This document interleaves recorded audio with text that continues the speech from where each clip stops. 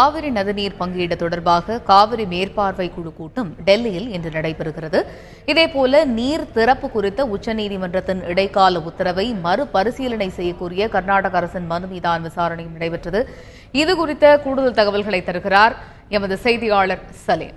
சலீம், வணக்கம். இன்று நடைபெறவிருக்கக்கூடிய காவிரி மேற்பார்வை குழு கூட்டத்தில் யார் யாரெல்லாம் கலந்து கொள்கிறார்கள்? சலீம். காவிரி நதிநீரால பயன்பெறும் 4 மாநிலத்தினுடைய பிரதிநிதிகள் கலந்துக்கிறாங்க. ஒவ்வொரு மாநிலத்தினுடைய பிரதிநிதிகளா இங்கே உள்ள போய் கொண்டிருப்பதை நாம் பார்க்க முடிகிறது. அதாவது கூட்டமானது 11:30 மணிக்கு தொடங்கி நடைபெறும் அப்படின்னு சொல்றாங்க. ஏன் இந்த கூட்டம் என்ற கேள்வி எழுகிறது. தமிழக அரசு சார்பாக உச்சநீதிமன்றத்தில் ஏற்கனவே மனு தாக்கல் செஞ்சுருந்தாங்க. அந்த மனுவுக்கு தான் உச்சநீதிமன்றம் இடைக்கால தீர்ப்பு கொடுத்திருந்தாங்க. இடைக்கால தீர்ப்பில் ஒரு நாளைக்கு 15,000 கியூசெக்ஸ் தண்ணீர் கர்நாடகா தமிழகத்திற்கு கொடுக்கணும், இப்படி 10 நாளைக்கு கொடுக்கணும். அந்த 10 நாளில் காவிரி மேற்பார்வை கூட்டமும் நடந்து முடிந்துவிட வேண்டும். தமிழகம் தன்னுடைய வாதங்களை முன்வைத்திருக்க வேண்டும். அதற்கு கர்நாடகா பதிலளித்திருக்க வேண்டும். காவிரி மேற்பார்வை குழு பிரதிநிதிகளோட கூட்டம் நடைபெற்ற பிறகு ஒரு தீர்ப்பு கொடுத்திருக்க வேண்டும். மீண்டும் இந்த வழக்கு உச்சநீதிமன்றத்தில் 16ஆம் தேதி விசாரணைக்கு வரும்னு உச்சநீதிமன்றம் ரொம்ப தெளிவாக சொல்லியிருந்தாங்க. அதுபடியே கர்நாடகா தண்ணீர் திறந்து விட்டிருக்கிறார்கள். அது ஒரு புறம். இன்னொரு புறம் காவிரி மேற்பார்வை குழுவில் தமிழகம் தன்னுடைய கருத்துக்களை முன் வச்சுட்டாங்க. கர்நாடகாவும் அதுக்கு பதில் சொல்லிட்டாங்க. இன்று அனைத்து பிரதிநிதிகளும் மத்திய அரசோட பிரதிநிதிகளும் இருப்பாங்க. காவிரி மேற்பார்வை குழுவின் அதிகாரிகளும் இருப்பார்கள்.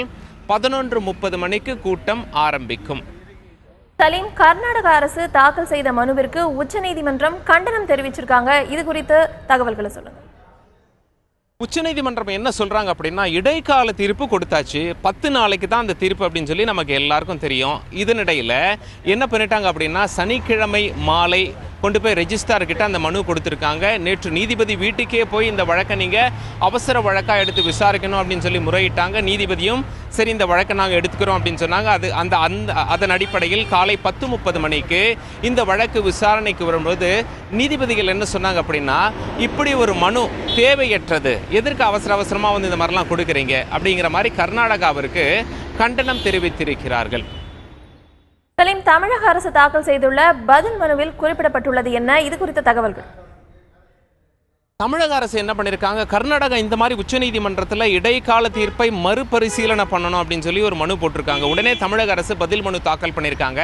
12 பக்கங்கள் கொண்ட பதில் மனு. அந்த பதில் மனுவில் தமிழக அரசு என்ன சொல்லியிருக்காங்க அப்படின்னா, அரசு சார்பாக அதாவது கால்வாயில் கர்நாடகா சொல்கிற மாதிரியே தண்ணீர் திறந்து விட்டாலும் கால்வாயில் தண்ணீர் திறந்து விடுகிறார்கள். உரிய நேரத்தில் தமிழகத்திற்கு வந்து தண்ணீர் சேருவதில்லை. அதற்கு பதிலாக ஆற்றின் மூலம் தண்ணீரை திறந்து விட்டார்களாயின் விரைவாக தமிழகத்திற்கு வந்து சேரும் அப்படின்னு சொல்லி தமிழக அரசு நிறைய பாயிண்ட்ஸை முன் வச்சு அந்த 12 பக்க மனுவை தாக்கல் செய்திருப்பது குறிப்பிடத்தக்கது.